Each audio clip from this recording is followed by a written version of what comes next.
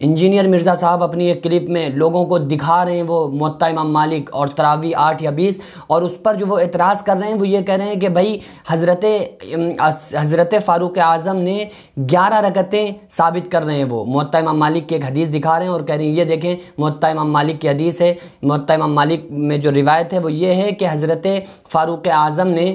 جو نماز پڑھوائی ہیں وہ 11 رکعتیں پڑھوائی ہیں، اور کہہ رہے ہیں کہ میرے جتنی بھی میز پر کتابیں رکھی ہیں اب بخاری سے لے کر ابن ماجہ تک اور یہ بھی کتاب بھی شامل کر لیں، یہ کتاب بھی شامل کر لیں، کوئی دکھا نہیں سکتا ہے کہ فاروق اعظم نے 20 رکعت تراویح شروع کروائی ہوں۔ ٹھیک ہوگا جی، سنیں صاحب ابن یزید صحابی رضی اللہ تعالیٰ عنہ فرماتے ہیں کہ حضرت عمر فاروق رضی اللہ تعالیٰ عنہ نے حضرت ابی ابن کعب اور تمیم داری کو 11 رکعتیں پڑھانے کا حکم دیا۔ مزید فرماتے ہیں کہ امام ایک رکعت میں 100 آیات تلاوت کرتا تھا اور ہم لوگ لکڑی کے سہارے کھڑے رہتے تھے اور فجر کے قریب ہی نماز سے فارغ ہوتے تھے۔ یہ روایت حضرت عمر کی 11 شروع کروانے کو بتا رہی ہے اور صحابہ کی 11 کو بتا رہی ہے۔ اب یہ بتائیں 20 والی روایت ہماری مین سٹریم کی کس کتاب میں ہے؟ بخاری سے لے کے ابن ماجہ تک، الموطا امام مالک بھی بیچ میں شامل کر لیں، مسند احمد بھی شامل کر لیں،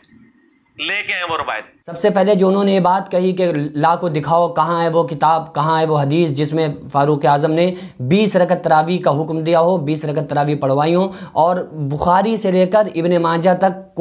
کسی بھی حدیث میں اگر آپ کو وہ حدیث روایت ملے تو لا کے دکھائیں کہاں ہے۔ تو سب سے پہلے تو آپ وہ حدیث دیکھ لیں، ابو داؤد شریف کی حدیث ہے، عن الحسن عن عمر بن الخطاب جمع الناس علی ابی بن کعب فی قیام رمضان فکان یصلی بہم 20 رکعۃ، سنن ابو داؤد جلد 1 صفحہ نمبر 203 باب القنوت فی الوتر میں۔ یہاں پر یہ لوگ یہ اعتراض کرتے ہیں، اس حدیث پر یہ اعتراض کرتے ہیں کہ 20 رکعتن جو ہے وہ تحریف کیا گیا ہے، یعنی کہ جو اس میں 20 رکعتن ہے وہ 20 رکعتن نہیں تھا، یعنی 20 رکعتیں نہیں تھا بلکہ 20 لیلتن تھا۔ 20 رکعتن تو علماء نے محدثین نے اپنی طرف سے کہا ہے۔ آئیے اس کے کچھ دلائل دیکھ لیتے ہیں کہ کتنے لوگوں نے 20 رکعتن ہی کہا ہے، تو کیا معاذ اللہ سارے کے سارے لوگوں نے اپنی طرف سے باتیں کی ہیں؟ اب دیکھیں آپ لوگ دلائل دیکھیں، علامہ ذہبی نے ابو داؤد کے حوالے سے 20 رکعتن نقل کیا، اس کے علاوہ علامہ ابن کثیر نے جامع المسانید و سنن میں جلد نمبر 1 صفحہ نمبر 55 میں ذکر کیا اور 20 رکعتن ہی کہا، 20 رکعتن کو ذکر کیا۔ اس کے علاوہ الشیخ محمد علی الصابونی نے الہدی النبوی صفحہ نمبر 56 پہ انہوں نے ذکر کیا اور 20 رکعتن ہی کہا۔ تو کیا آپ کہنا چاہتے ہیں کہ ان تمام محدثین نے یہ سب تحریف کیا ہوا ہے؟ ایک جگہ اگر معاذ اللہ کسی ایک محدث نے تحریف کر دیا تو کیا باقی سارے لوگوں نے پھر تحریف کر دیا؟ اس قدر دلائل موجود ہیں کہ 20 رکعتن کے 20 رکعتن ہی ہے، حضرت فاروق اعظم نے 20 رکعت ہی پڑھائیں، تو پھر یہ اس قدر جو لوگ ایک جگہ اکٹھا ہوئے ہیں، ایک پلیٹ فارم پر ہیں اور سارے لوگوں نے 20 رکعتن کہا ہے، تو کیا معاذ اللہ سارے لوگوں نے تحریف کر دیا ہے، اس میں 20 لیلتن کی جگہ 20 رکعتن کر دیا؟ ایسا ہرگز نہیں ہے۔ بہرحال آپ نے موطا امام مالک کا جو حوالہ پیش کیا ہے نا، جو لوگوں کو دکھا رہے ہیں کہ یہ دیکھیں فاروق اعظم نے 11 رکعتیں لوگوں کو پڑھائیں، اس حدیث کی حیثیت دیکھیں، اس حدیث کی حقیقت کیا ہے وہ میں آپ کو بتا دوں۔ یہ جہاں میں انگلی کر رہا ہوں نا، یہ 253 نمبر روایت جس کو میں نے انسرکل کیا ہے، اس کو آپ تسلی سے کور کریں جی، پورا زوم جتنا کر سکتے ہیں کریں۔ نمبر کون سے لکھا؟ 253 نمبر ہے بریلویوں والے اس میں، الموطا امام مالک میں، شبیر بدرس کی۔ ٹھیک ہوگا جی، سنیں صاحب ابن یزید صحابی رضی اللہ تعالیٰ عنہ فرماتے ہیں کہ حضرت عمر فاروق رضی اللہ تعالیٰ عنہ نے حضرت ابی ابن کعب اور تمیم داری کو 11 رکعتیں پڑھانے کا حکم دیا۔ آپ جو دلیل دے رہے ہیں، یہ جو حدیث ہے یہ مسترب حدیث ہے، اور مسترب اس لیے ہے کیونکہ اس میں جو محمد بن یوسف نے اس کو روایت کیا ہے یزید بن صائب سے، اور اسی سند کے ساتھ محمد بن یوسف نے بہقی کے اندر اس میں 20 رکعتیں بتائی ہیں کہ حضرت عمر رضی اللہ تعالیٰ عنہ 20 رکعتیں پڑھا کرتے تھے۔ ایک جگہ محمد بن یوسف نے حضرت یزید بن صائب سے روایت کیا ہے اور یہ بتایا ہے کہ حضرت عمر رضی اللہ تعالیٰ عنہ 13 رکعتیں پڑھا کرتے تھے۔ تو یہ علماء کرام نے، محدثین محققین نے کہا ہے کہ یہ قابل قبول حدیث نہیں ہے، کیونکہ یہ حدیث مضطرب ہے، اس کے متن میں کمزوری ہے، اس کا کیونکہ حضرت یزید بن صاحب سے اس کو جس راوی نے روایت کیا ہے اس نے 3 جگہ 3 الگ الگ باتیں بتائی ہیں، تو لوگ اس کو 3 الگ الگ حدیثیں سمجھتے ہیں، 3 الگ الگ حدیثیں نہیں ہیں بلکہ یہ ایک ہی حدیث ہے، تو یہ حدیث مضطرب ہے، اس لیے یہ قابل قبول نہیں ہے، قابل عمل نہیں ہو سکتی یہ حدیث کیونکہ مضطرب ہے۔ اور دوسری بات آپ نے کہی کہ اس کتاب کے اندر موطا امام مالک ہی میں 20 رکعت تراویح والی بھی حدیث موجود ہے جو حضرت رومان سے مروی ہے۔ اور پہلی چیز تو یہ ہے کہ جب ایک حدیث کی کتاب جس کو سارے لوگ صحیح مان رہے ہیں اور کہہ رہے ہیں کہ بھائی یہ حدیث کی کتاب صحیح ہے، آپ کے قول کے مطابق جب صحیح ہے تو دوسری روایت آپ اس کی کیوں نہیں مان رہے ہیں حضرت رومان والی جس میں 20 رکعت تراویح پڑھنا حضرت عمر رضی اللہ تعالیٰ عنہ سے ثابت ہے؟ اس سے آگے ایک اور روایت ہے یزید بن رومان والی، اس میں وہ کہتا ہے کہ حضرت عمر کے زمانے میں لوگ 20 پڑھتے تھے، وہ اس سے آگے ہے، اس میں روایت ہے سند صحیح نہیں، سند کوئی نہیں، یزید بن رومان نے حضرت عمر کا زمانے نہیں پایا، منقطع روایت ہے۔ موطا امام مالک میں جو حدیث ہے عن یزید بن رومان انہو قال کان الناس یقومون فی زمان عمر بن الخطاب فی رمضان ب23 رکعتا، موطا امام مالک صفحہ نمبر 98 پر یہ حدیث موجود ہے۔ اب ان صاحب نے شبہ یہ کیا ہے کہ جو یزید بن رومان ہیں انہوں نے حضرت عمر کا زمانہ نہیں پایا، تو جب حضرت عمر کا زمانہ نہیں پایا تو اس لیے یہ حدیث منقطع ہے۔ نہیں سند کوئی نہیں، یزید بن رومان نے حضرت عمر کا زمانے نہیں پایا، منقطع روایت ہے، منقطع روایت ہے، منقطع روایت۔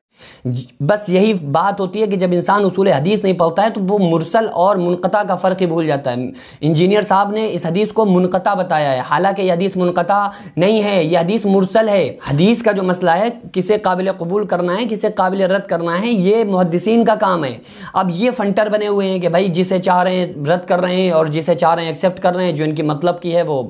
ہضم کر رہے ہیں اور ان کی مطلب کی نہیں ہے اسے حذف کر رہے ہیں۔ افتؤمنون ببعض الکتاب وتکفرون ببعض، بعض باتوں پر تو ایمان لاتے ہیں بعض کا انکار کر دیتے ہیں۔ موطا امام مالک کی ایک روایت کو مان رہے ہیں اور ایک طرف یہ کہہ رہے ہیں کہ موطا امام مالک کی جتنی روایتیں ہیں سب صحیح ہیں، پھر دوسری جو روایت ہے اس کو ماننے سے انکار کر رہے ہیں حضرت رومان والی۔ اب سوال یہ پیدا ہوتا ہے جو انہوں نے شبہ کیا ہے کہ بھائی اس میں حضرت رومان نے حضرت عمر کا زمانہ نہیں پایا تو اس لیے حدیث منقطع ہو گئی۔ حدیث منقطع نہیں ہے، یہ حدیث مرسل ہے۔ منقطع اس حدیث کو کہا جاتا ہے جو سند میں بیچ سند سے کوئی راوی غائب ہو گیا ہو، بیچ سند سے کوئی راوی حذف ہو گیا ہو، اس کو کہا جاتا ہے حدیث منقطع۔ اور حدیث مرسل اس کو کہا جاتا ہے جو راوی جو ہیں تو اوپر والا جو راوی ہے، یعنی کہ جو شروع کا جو اول جو راوی ہے اس میں سے کوئی راوی حذف ہو جائے اس کو حدیث مرسل کہا جاتا ہے۔ حدیث منقطع جو ہوتی ہے وہ ضعیف ہوتی ہے۔ اب حدیث مرسل کیا ہے؟ تدریب الراوی میں ایک پورا اصول لکھا ہوا ہے کہ اگر کوئی بھی حدیث ہو اور اس پر عملی تواتر کے ساتھ اس حدیث پر عمل کیا جائے تو پھر وہ حدیث قابل قبول ہو جاتی ہے اور سب کے نزدیک پھر وہ حجت بن جاتی ہے، سب کے نزدیک دلیل بن جاتی ہے۔ گرچہ یہ حدیث مرسل ہے لیکن اس پر عمل تواتر سے یہ بات ثابت ہے تو اس لیے یہ حدیث حجت بنے گی، دلیل بنے گی، کیونکہ اس پر سارے کے سارے محدثین فقہا اس پر اجماع ہے، تمام محدثین کا تمام فقہا کا، اس بنیاد پر یہ حدیث دلیل بھی بنے گی اور یہ حدیث حجت بھی بنے گی۔ اس زمانے میں اتنا جھوٹ عام نہیں تھا جتنا انجینئر صاحب بولتے ہیں، اتنا اس طرح سے جھوٹ وہاں نہیں بولا جاتا تھا اور حدیث مرسل بیان کرنے کا زیادہ رواج تھا کہ بھائی، اور پھر یہ اس پر تو سارے لوگ مکہ میں، کوفہ میں اور عرب کنٹری میں اور تمام جگہوں پر سارے لوگ 20 رکعت پڑھا کرتے تھے، تو حضرت رومان نے اس حدیث کو اپنے سے اوپر کا جو راوی تھا اس کو حذف کر دیا اور ڈائریکٹ حضرت عمر رضی اللہ تعالیٰ عنہ سے اس کو بیان کیا۔ تو پہلی دلیل تو اس کے صحیح ہونے کی یہ ہے کہ اصول ہے تدریب الراوی کا کہ اگر جب کوئی حدیث ہو گرچہ وہ ضعیف حدیث ہو اور اس پر عملی تواتر ہو جائے، یعنی اس حدیث پر عملی تواتر سے وہ حدیث ثابت ہو اور اس حدیث پر لوگ تواتر کے ساتھ عمل کرتے آ رہے ہوں تو پھر وہ حدیث حجت بھی بن جاتی ہے، دلیل بھی بن جاتی ہے، یعنی کہ وہ حدیث پھر صحیح کے درجے میں آ جاتی ہے۔ دوسری حدیث عن ابن عباس ان رسول اللہ صلی اللہ علیہ وسلم کان یصلی فی رمضان 20 رکعتا والوتر، مصنف ابن ابی شیبہ جلد نمبر 2 صفحہ نمبر 284، باب کم یصلی فی رمضان من رکعت، یعنی کہ حضور صلی اللہ تعالیٰ علیہ وسلم رمضان میں 23 رکعتیں پڑھا کرتے تھے، یعنی 20 رکعت تراویح پڑھتے تھے اور 3 رکعت وتر پڑھا کرتے تھے۔ اس پر پھر اعتراض کیا گیا، ایک راوی ابراہیم بن عثمان ابو شیبہ جو کہ عند المحدثین ضعیف ہیں، تو اس بنیاد پر اس پر یہ اعتراض کیا گیا کہ وہ محدثین کے نزدیک ابو شیبہ جو ہیں وہ ضعیف ہیں، تو اس لیے اس حدیث کو کیا کیا ان لوگوں نے متروک کر دیا، ترک کر دیا، پیچھے کر دیا۔ اب اس کے بھی صحیح ہونے کے دلائل سمجھ لیں۔ ابراہیم بن عثمان ابو شیبہ پر بعض محدثین نے جرح کی ہے، لیکن بعض محدثین نے ان کو صحیح بھی کہا ہے، اور یہ دلیل موجود ہے تہذیب التہذیب جلد نمبر 1 صفحہ نمبر 136 پر یہ موجود ہے کہ بعض محدثین نے پھر ان کو صحیح بھی کہا ہے، کچھ بعض محدثین نے یہ کہا ہے جرح کی ہے، لیکن بعض محدثین نے ان کو صحیح کہا ہے۔ دوسری دلیل اس روایت کی صحیح ہونے کی یہ ہے کہ اس کو تلقی بالقبول حاصل ہے، اور یہ اصول ہے کہ جب کسی روایت کو تلقی بالقبول حاصل ہو جائے تو پھر وہ روایت صحیح کے درجے میں آ جاتی ہے، وہ صحیح ہو جاتی ہے۔ یہ اصول تدریب الراوی صفحہ نمبر 29 پر لکھا ہوا موجود ہے، آپ جا کے پڑھ کے دیکھ لیں۔ تیسری دلیل یہ ہے کہ اس حدیث کو ابراہیم بن عثمان ابو شیبہ سے روایت کرنے والے چار محدث ہیں۔ پہلے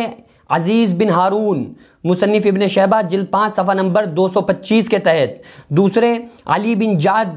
جو کہ طبرانی میں جلد نمبر 5 صفحہ نمبر 433 کے تحت، ابو نعیم فضل، اس کے علاوہ چوتھے منصور ابن مزاحم السنن الکبریٰ للبیہقی جلد نمبر 2 صفحہ نمبر 496 میں یہ بات لکھی ہے کہ اس کو اتنے لوگوں نے بیان کیا ہے۔ اور یہ محدثین چاروں محدثین کیا ہیں؟ ثقہ ہیں، سب کے سب مضبوط ہیں، اور ان ثقہ اور قوی محدثین کا ابراہیم بن عثمان ابو شیبہ سے 20 رکعت نقل کرنے میں متفق ہونا قوی تائید ہے کہ یہ